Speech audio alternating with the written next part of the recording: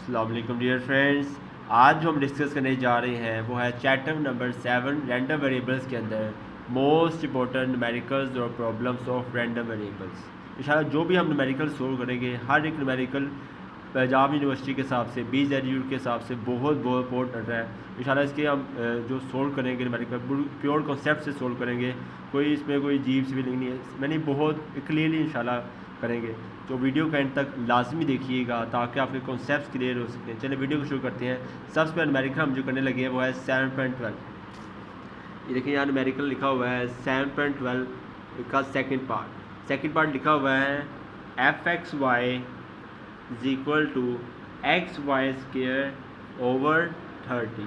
ठीक है, और मेरे एक्स डाटा हमें रिक्वायर्ड है, वो लिखा हुआ है 1 2 3, y हमें गिवन है 1 2।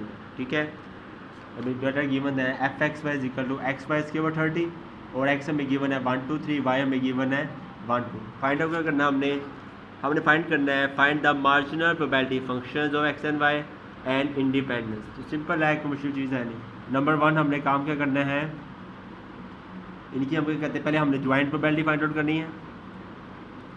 वैसे ज्वाइंट प्रोबेबिलिटी तो है, सबसे पहले हमने जो मार्जिनल फंक्शन फाइंड आउट करना है। मार्जिनल के अलावा हम इसकी कहते हैं इंडिपेंडेंस भी चेक करेंगे इंशाल्लाह। इंडिपेंडेंस के अलावा मैं एक और काम कर देता हूँ ताकि इजीनेस रहे आपके लिए, कंडीशनल प्रोबेबिलिटी भी फाइंड आउट करेंगे इंशाल्लाह। कंडीशनल प्रोबेबिलिटी भी इंशाल्लाह फाइंड आउट करेंगे। तो सिंपल तरीका है, कोई मुश्किल चीज़ है नहीं। आपको मार्जिनल टेबल बताया हुआ है ज्वाइंट प्रोबेबिलिटी डिस्ट्रीब्यूशन। ये देखिए टेबल बनाने लगा हूँ मैं। ये एक्स आ गया आपके पास, ये आ गया वाई। ये टेबल जो बनाने वाला है ज्वाइंट प्रोबेबिलिटी डिस्ट्रीब्यूशन टेबल बनाने लिए मैंने वीडियो बनाई है, आप वीडियो देख सकते हैं कैसे बनता है। ये एक्स में साइड लिख दें या वाई लिख, अगर इसे एक्स इधर लिख लें वाई इधर लिख लें कोई फ़र्क नहीं पड़ता। एक्स डाटा देखते हैं क्या है। एक्स डाटा आपके पास गिवन है 1 2 3, यहाँ लिख दिया मैं डाटा 1 2 एंड 3। क्लियर। वाई की बारी करते हैं, वाई कितना है 1 2, ये मैंने लिख दिया, यहाँ पर एक 1 लिख दिया और यहाँ लिख दिया मैंने 2 लिख दिया। यहाँ बात क्लियर, एक्स का डाटा लिख दिया हमने, वाई का डाटा लिख दिया।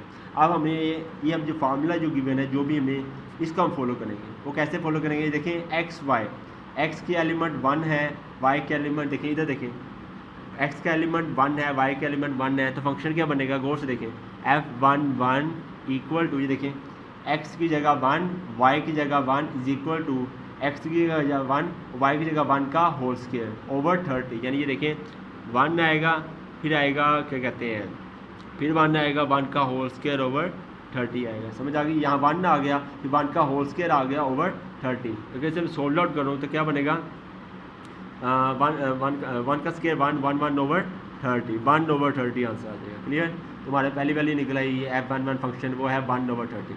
नेक्स्ट क्या होगा 1 2 के हिसाब से, यानी इस तरह आएगा, देखें f12 x आपके पास 1 है, y आपके पास 2 है। देखिए x आपके पास 1 है, y आपके पास 2 है, इज इक्वल टू 1 y के साथ 2 का स्क्वायर आ जाएगा, इज इक्वल टू 1 आएगा, यहाँ पर आएगा 2 का होल स्क्वायर आ जाएगा ओवर 30। इसे सोल्व आउट करो तो क्या आएगा आपके पास, 2 2 ज़ा 4 4 1 ज़ा 4 4 4 ओवर 30। ये हमारे पास नेक्स्ट वैल्यू आ गई। क्लियर।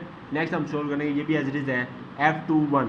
ठीक है, f21 आप पुट करना है यहाँ पर, यहाँ आ जाएगा 2 1 का स्क्वायर 1 2 1 ज़ा 1 2 ओवर 30। ये आ जाएगा आपके पास। सिमिलर जैसे अपनी ये सोल्व कैसे सोल्व करना, आपके पास आ जाएगा 2 ओवर 30 इसके हिसाब से। ठीक है, ये 2 पुट किया तो यहाँ 1 पुट 1 का स्क्वायर 1 2 1 ज़ा 2 2 ओवर 30 आ गया। ठीक है, नेक्स्ट हो जाएगा 2 2 के रिलेशन के हिसाब से, यहाँ 2 आएगा 2 2 आ जाएगा, f22 फंक्शन बन जाएगा, यानी ये नेक्स्ट फंक्शन बन जाएगा। ये फंक्शन हमारा बना था, ये कौन सा फंक्शन है f21। ये अब नेक्स्ट फंक्शन करने लगा वो है f22। ठीक है, ये सिंपल फंक्शन है, ये भी देखें ज़रा, 2 का स्क्वायर, ये 2 एज इट इज़ आ गया, यहाँ आ जाएगा 2 का whole square over 30। Solve out करो तो क्या आएगा, 2 2 ज़ा 4 4 2 ज़ा 8 8 ओवर 30। क्लियर हो गया, हमारे पास आ गया f22। नेक्स्ट लास्ट फंक्शन है f31।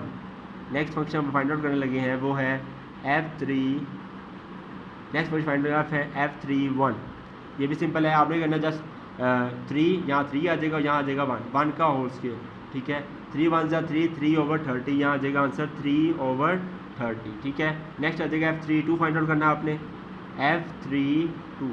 तो यही चीज़ आपने करनी है, यहाँ 3 आ जाएगा, 2 का होल स्क्वायर आ जाएगा, यहाँ 3 आ गया, यहाँ आ जाएगा 2 का होल स्क्वायर आ जाएगा ओवर 30, 2 2 ज़ा 4, 4 3 ज़ा 12, 12 ओवर 30। ये हमने सारा क्या कहते हैं टेबल सॉल्व आउट कर दिया। ठीक है, ये हमने क्या फाइंड आउट किया अभी, ज्वाइंट प्रोबेबिलिटी फाइंड आउट की है। जो कि ज्वाइंट प्रोबेबिलिटी आएगी तो मार्जिनल फाइंड आउट कर सकते हैं, कंडीशनल फाइंड आउट कर सकते हैं, इंडिपेंडेंस फाइंड आउट कर सकते हैं, वरना नहीं। जब इन मेरिकल आए इसे सॉल्व करना है, मार्जिनल मतलब डायरेक्ट मार्जिनल नहीं फाइंड आउट होगा। सबसे पहले आपको ये ज्वाइंट प्रोबेबिलिटी फाइंड आउट करनी पड़ेगी, ये टेबल बनाना पड़ेगा, इसके बाद मार्जिनल फाइंड आउट। मार्जिनल कैसे फाइंड आउट करते हैं आपको तरीका बताया हो मैंने। ठीक है, मैंने कहा था एक्स के हिसाब से फंक्शन, एक वाई के हिसाब से फंक्शन देखा जाए तो एक्स के पहले वाई के हिसाब देखते हैं, फंक्शन आएगा एच ऑफ वाई। एक्स के हिसाब से फंक्शन हमारे पास आता है वो होता है जी ऑफ एक्स। ठीक है, वाई के हिसाब से हमारा फंक्शन जो होता है वो हमारे पास आता है एच ऑफ वाई। एक्स के हिसाब से हमारा फंक्शन होता है जी ऑफ वाई। ये जी of X, H of Y जो होते हैं ये होते हैं मार्जिनल फंक्शन, ये हमने फाइंड आउट करने हैं। ये कैसे आते हैं, ये देखिए पहली वैल्यू क्या है 1/30, दूसरी वैल्यू क्या है 4/30। इन दोनों को करना ऐड कर देना है। जैसे 4 + 1 करूँगा तो क्या आएगा 5/30 आ जाएगा, यानी हमारे पास आंसर आएगा यहाँ पर 5/30। ये हमारी पहली वैल्यू आ गई। ठीक है, देखें 1 है तो यहाँ 4 था, सॉरी 4 + 1 आ जाएगा 5/30। ये हमने फाइंड आउट कर लिया। सेकंड वैल्यू देखते हैं 2/30। नेक्स्ट क्या है यहाँ पर 8/30। 8 + 2 कितने हो जाएंगे 10 हो जाएंगे, 10/30। नेक्स्ट आ जाएगा आपके पास 10/30। ठीक है, नेक्स्ट देखते हैं हमारे पास 3/30। यहाँ का लिखा हुआ है 12/30। 12 + 3 कितने हो जाएंगे 15, 15/30। नेक्स्ट आंसर आपके पास आ गया 15/30। क्लियर है यहाँ तक। नेक्स्ट देखते हैं यहाँ पर, ये पहला फंक्शन जो निकला है ये है g ऑफ 1। 1 के हिसाब से फंक्शन आया ये g ऑफ 1। इस हिसाब से 2 के साथ फंक्शन क्या होगा ये g ऑफ 2। ये फंक्शन जो निकला है ये है g ऑफ 2 है। ठीक है, और ये जो नेक्स्ट फंक्शन निकला है 3 के हिसाब से ये आपके पास आ गया g ऑफ 3।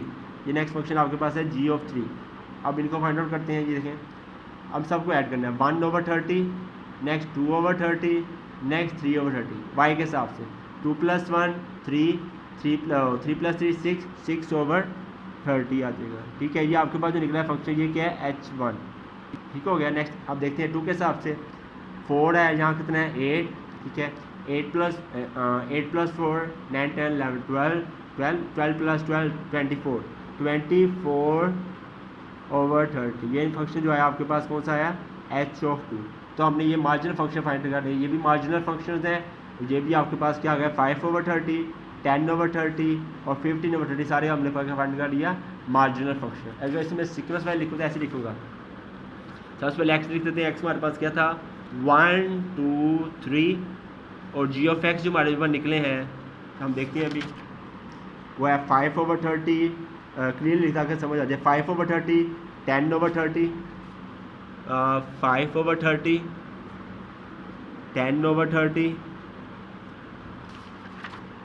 लास्ट निकला है 15/30, 15/30। ठीक है, ये एक्स के हिसाब से हमारे पास जी ऑफ निकले हैं, ये मार्जिनल फंक्शन निकले हैं। ये आपको पहले बता दिए है, ये जी ऑफ 1 है, ये 1 के हिसाब से, ये जी ऑफ 2 है 2 के हिसाब से, ये आपके पास जी ऑफ 3 है 3 के हिसाब से। ठीक है, नेक्स्ट बारी है वाई की। वाई आपके पास कितना था 1 2 1 2। ये हमारे पास आ जाएगा एच ऑफ वाई। वो देखते हैं हमने क्या फाइंड आउट किया था। पहला है 6/30, दूसरा है 24/30। ये लिख दिया मैंने 6/30।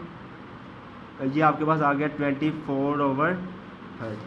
6/30 भी आ गया हमारे पास, 24/30 भी आ गया। ये आपके पास आ गया h ऑफ 1 और ये आपके पास आ गया h ऑफ 2। 1 के हिसाब से ये आपके पास 2 है। तो ये g of x h of y जो निकले हैं, ये g of x h of y हमने निकाले हैं are marginal functions, are marginal functions. ये हमने फाइंड आउट कर ली है, यानी हमारा पहला काम जो है वो डन हो गया है। सेकंड वर्किंग की आपको बताई थी मैंने इंडिपेंडेंस।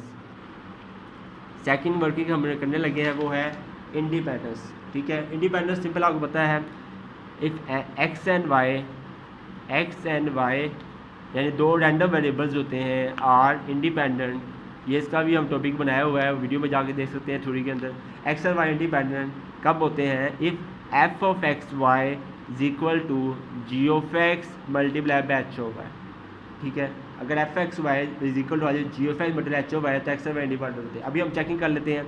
अब एक साइड लेते हैं, चले एक्स के हिसाब से देखा जाए तो मैंने एक्स भी 1 ले लिया, वाई भी 1 ले लिया, ठीक है। तो उस हिसाब से यहाँ एक्स भी यहाँ पे 1 आ जाएगा, यहाँ पे 1 आ जाएगा। क्लियर होगी बात। एक्स हमने 1 ले लिया, वाई भी हमने 1 ले लिया। हमें डाटा है ना 1 2 3 भी है, वाई भी 1 2 3 है।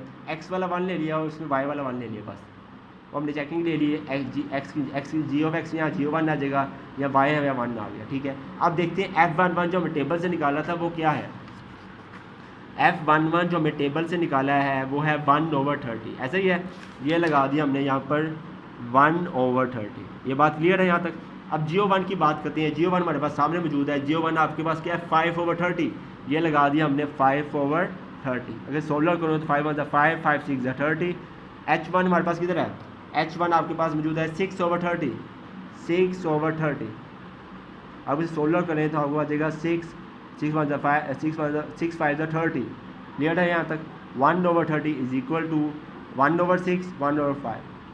6 5 30, they are equal when f of x y is equal to h of x g of x मतलब जब when they are equal, जब हमारे ये दोनों बराबर हों तो वो क्या होते हैं इंडिपेंडेंट। चूँकि ये दोनों बराबर आ गए हैं so we can say that, हम कह सकते हैं x and y are independent। Clear, x and y are independent। Independence भी होगी है। लास्ट वर्किंग हमारी रहेगी है थर्ड, वो है conditional probability. Conditional probability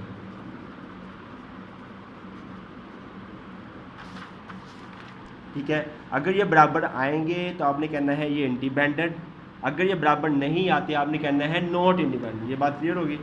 next आगे देखते हैं। नेक्स्ट आते हैं conditional probability distribution. Conditional probability distribution की डेफिनेशन भी आपको बताई हुई है। इसके हम कहते हैं न्यूमेरिकल सोल्व करना है तो सिंपल तरीका आपको डेफिनेशन याद है, f x divides y, formula याद होना चाहिए मेन चीज़, is equal to F of x y divides given after condition किया आपके पास वाई, तो वाई के हिसाब से एच होता है फंक्शन एच ऑफ वाई। क्या आपने फाइंड आउट करना है, सिंपल ट्रिक है, कोई इतना मुश्किल नहीं है। आप इस तरह का जैसा भी किया ना हम वही आप कर सकते हैं।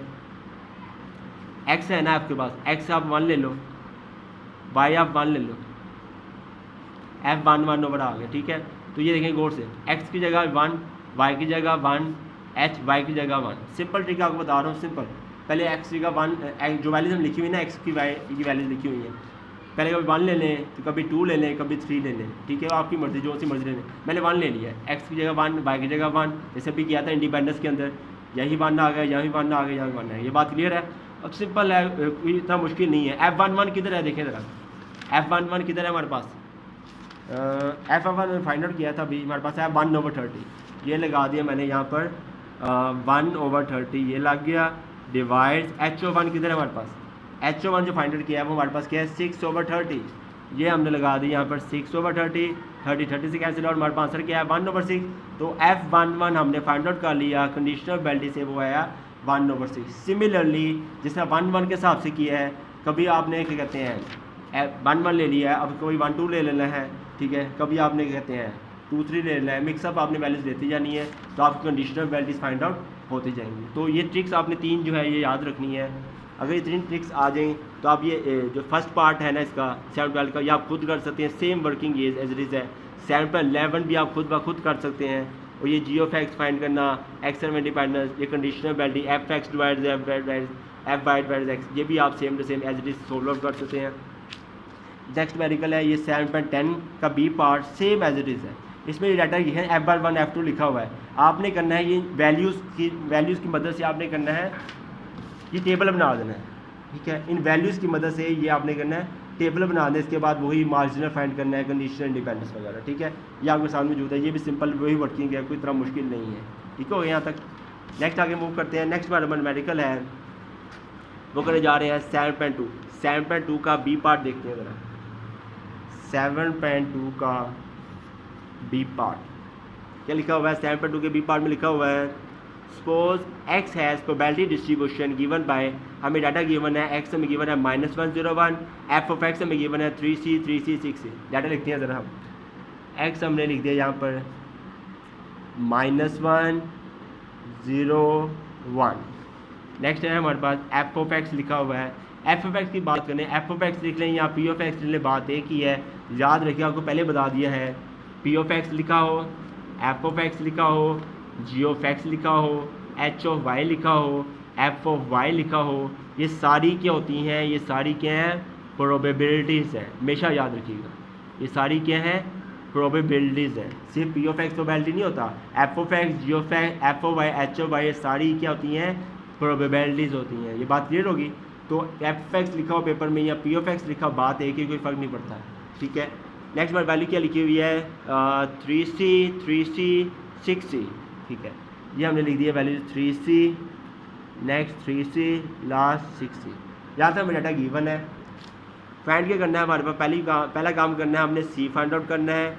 आगे कह रहा है what is the probability distribution of y is equal to 2x + 1।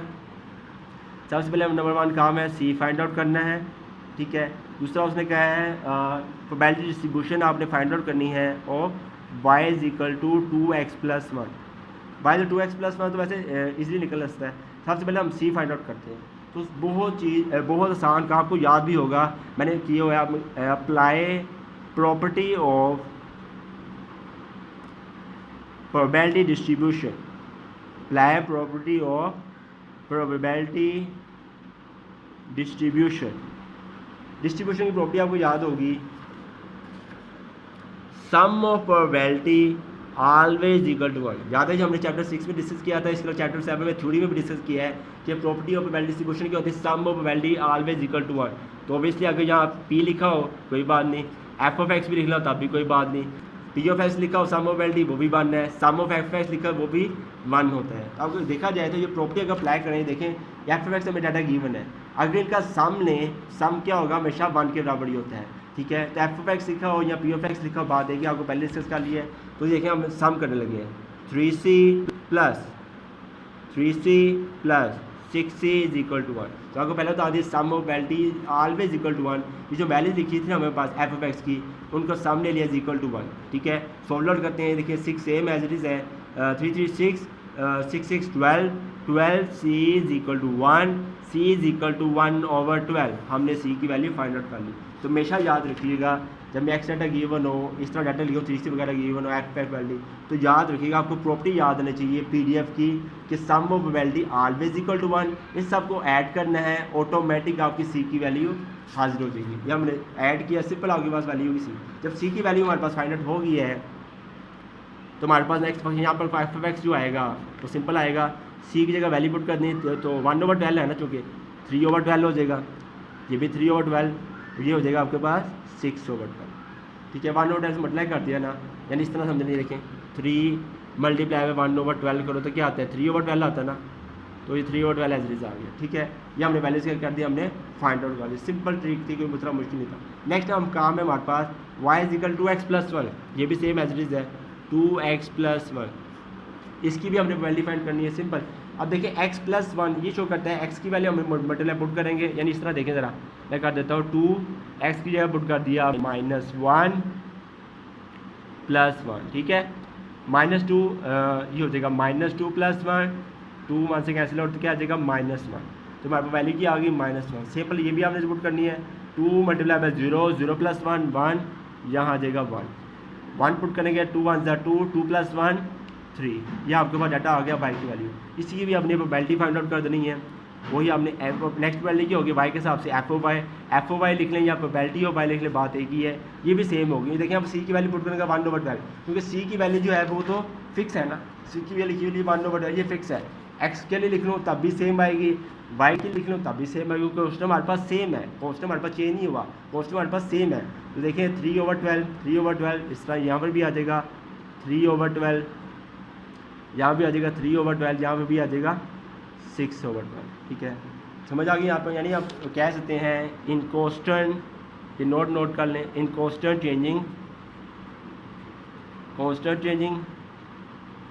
Change होता हो या फिर सेम हो, देखिए कॉन्स्टेंट आप फिक्स है, तो आप क्या करना है, याद रखिएगा probability of x is equal to probability of y, यानी इस तरह लिख लो या इस तरह लिख लो, F of X is equal to F of Y, ये हमेशा क्या होंगे, बराबर होंगे। क्लियर हो गया। तो हमने सिंपल हमने इस वाई की वैल्यू भी फाइंड आउट कर ली, एक्स की वैल्यू जो टारगेट सी मालूम करना था वो भी हमने फाइंड आउट कर ली।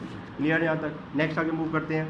नेक्स्ट मेडिकल है हमारे पास 7.2 का बी पार्ट हम डिस्कस कर लिया है, 7.2 का सी पार्ट हम डिस्कस करना है। सी पार्ट में लिखा हुआ है 7.2 का सी पार्ट, इसमें क्या लिखा हुआ है 7.2 के सी पार्ट में लिखा हुआ है determine the probability distribution of random variable x when x denotes the number of aces in a hand of bridge.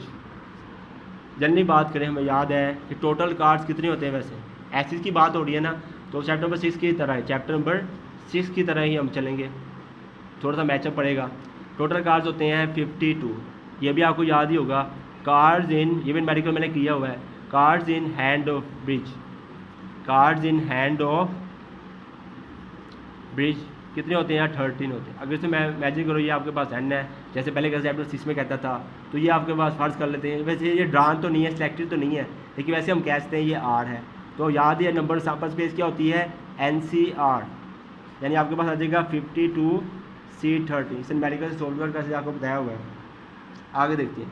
तो एक्स आपके पास क्या कह रहा है, देखिए यहाँ पर x denotes the number of aces. X जो है आपके पास जो है वो है नंबर ऑफ एसेस। एक्स आपके पास क्या है? एसेस की तादाद है। आपको याद ही होगा एस कितने होते हैं? एस कितने होते हैं? एस होते हैं 4, ये मैंने चैप्टर 6 में बताया था। एस कितने होते हैं? 4 होते हैं। तो एक्स जो है एस की तादाद है। एक्स आपके पास डाटा सिंपल यही आएगा ना ऑब्वियसली, 0 1 2 3 4। याद है आपको मैंने डिस्क्रीट डाटा बताया था। डिस्क्रीट डाटा की डिस्क्रीट एंड की डेफिनेशन क्या होती है? जो कि हमेशा कहते हैं काउंटेबल नंबर ऑफ वैल्यूज रखता है, हमेशा इसके डाटा हमेशा 0 से स्टार्ट होता है। तो एक्स आपके पास क्या आ गया? 0 1 2 3 4। क्या एस आपके पास 4 होते हैं ना, तो भी एक्स नंबर ऑफ एसेस की बात कर रहे हैं, इसमें कोई सिलेक्टिव का जिक्र नहीं है। एक्स आपके पास आ गया 0 1 2 3 4। समझ आ गई आता बात? नेक्स्ट देखते हैं। इसकी करनी है हमने प्रोबेबिलिटी फाइंड करनी है, वो कहते हैं प्रोबेबिलिटी डिस्ट्रीब्यूशन फाइंड आउट करनी है। तो सिंपल अभी सोल्व करते हैं। एक्स हमने डाटा लिख दिया 0 1 2 3 4, ठीक है। इसकी हमने करनी है प्रोबेबिलिटी फाइंड आउट करनी है। सिंपल ट्रिक है, इतना मुश्किल नहीं है। हमने फाइंड क्या करनी है? 0 1 2 3, यहाँ पर डाटा 4 था, एस आपके पास 4 होते हैं, यहाँ आ जाएगा 4C0, क्योंकि यहाँ वैल्यू क्या है? 0 लिखी हुई है। तो यहाँ आपके आ जाएगा एस आपके पास 4 थे ना, तो 4C0 ये वैल्यू लिख दी। आपको याद है प्रोबेबिलिटी डेफिनेशन बताई थी, an arrangement of probabilities against each possible value discrete and variable. Value की डेफिनेशन होती है कि इसमें हर एक वैल्यू जो भी हम फाइंड आउट करते हैं, जो भी लिखते हैं, वो डिस्क्रीट डाटा के ऑपोजिट होती है। ये तो सेम आगे इसका ऑपोजिट फाइंड आउट करना है। तो सिंपल चीज़ आपको याद है, टोटल कार्ड्स 52 होते हैं, एस आपके पास कितने हैं? 4। 52 में से 4 निकाला जाए, इसकी ऑपोजिशन लेने लगे हैं। यहाँ इसकी क्या आएगी? ऑपोजिशन। तो 52 में से 4 निकाले कितने आएगा? 48। यहाँ लिख दिया मैंने इसका 48 लिख दिया सी। और ब्रिज हैंड आपके पास कितने हैं? ब्रिज हैंड आपके पास 13 है, यहाँ लिख दिया मैंने 13।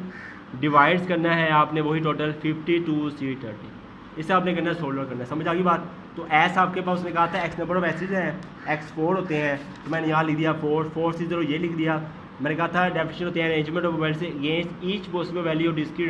प्रोबेबिलिटी डिस्ट्रीब्यूशन डेफिनेशन देख सकते हैं, हर एक इसकी ऑपोजिशन होती है। इसकी ऑपोजिशन फाइंड करनी थी हमने, तो 52 कार्ड में से माइनस कर दिया 4, जो कि एन नंबर ऑफ एसेस हैं, तो 48 आ गया। ये 48C13 ब्रिज हैंड्स आ गए, डिवाइड 52C13। इसे सोल्व करें हमारे पास सोल्व हो जाएगा। नेक्स्ट आप ये वर्किंग आपने करनी है, ये भी ऐसे ही, या 0 या 1 आ जाएगा। 48C13, 13 है, 12 हो जाएगा। 52C13, यानी ये बढ़ता चला जाएगा और ये कम होता जाएगा। समझ आ गई बात? 4C2 मल्टीप्लाई 48C12 है, इसके बाद 11 हो जाएगा, डिवाइड 52C13। नेक्स्ट है 4C3, 48C12 है, आपके बाद 10 हो जाएगा, divide 52C13। Same as the solve करते हैं। Thanks for watching the video. अगर आपको हमारी वीडियो अच्छी लगी हो तो काइंडली हमारे चैनल को लाइक एंड सब्सक्राइब कर दीजिएगा। अल्लाह हाफिज़।